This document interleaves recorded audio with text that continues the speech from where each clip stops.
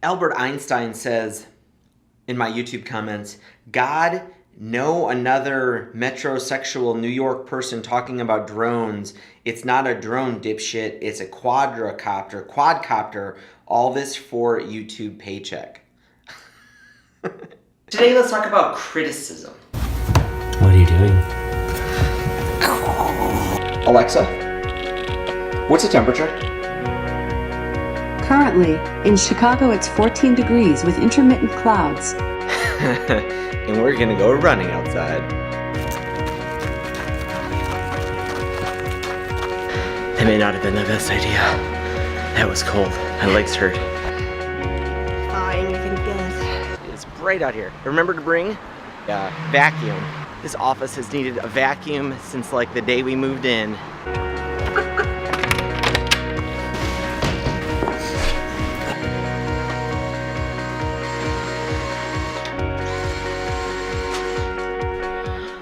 Alright, that's a little bit better. Today's vlog post is about criticism. What do you think about that? Sounds like an awful topic. Why would you pick that? Lunchtime. What's so weird about filming this vlog is you have no idea if I'm filming this way or that way. And people, when I'm holding it up, they think I'm filming them when I'm actually filming myself. Vlogging is awkward. That was a good lunch. Even better company. So one of the things you have to kind of just develop is a thick skin. The more successful you get, the more emails and comments and criticism you get, like those comments I got recently. And so you should feel happy when you get a lot of these mean hater comments. AA writes, do you say like so much because you want to appeal to dumb people under 30, i.e. the majority of people on the internet, or are you really incapable of speaking properly?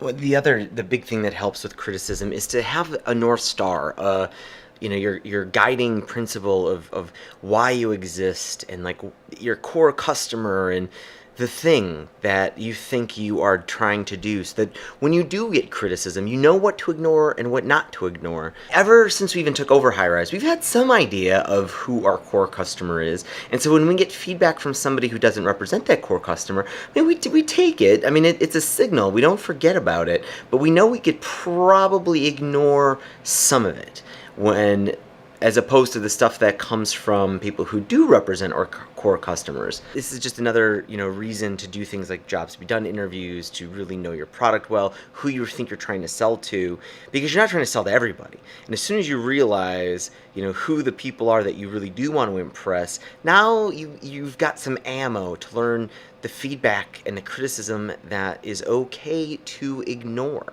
Well, so today I placed a reservation for a boosted board. What? Yeah. But, so, nobody on the blog knows this yet, but I want an electric skateboard, and I kind of don't care what kind.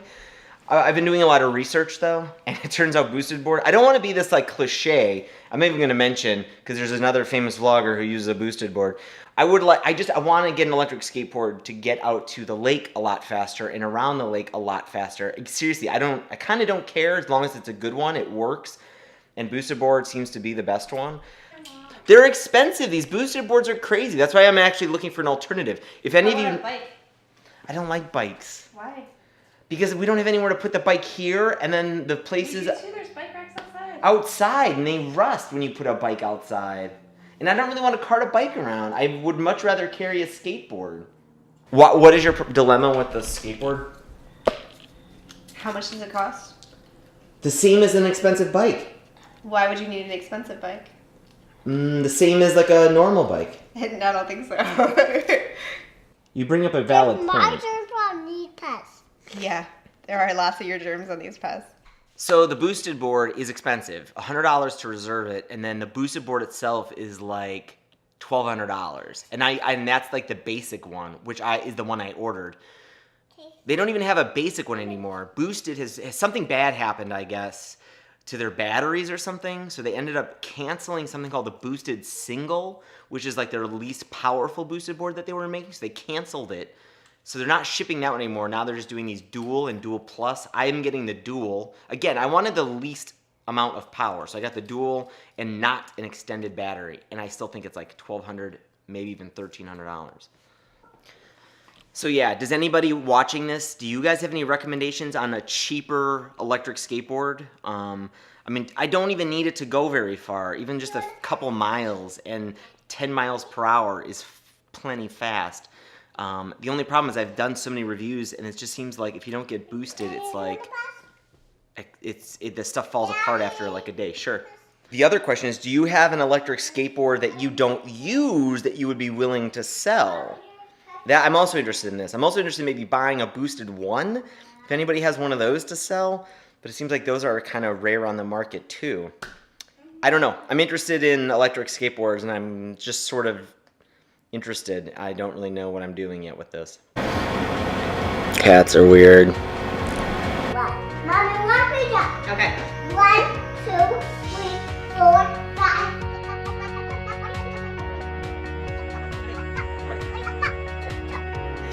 That was quite a jump. That was some long jump preparation. All right, we're gonna fool with the Gravitron. The Gravitron, you can make Gravitrons at the Museum of Science and Industry. It is a top that robots make, and you basically program the robot to make it. Girl. Mommy, see it on my hand. Might be out of spin. One more time. Good, that was Daddy awesome! did it. That was awesome! Daddy, spin it back to me.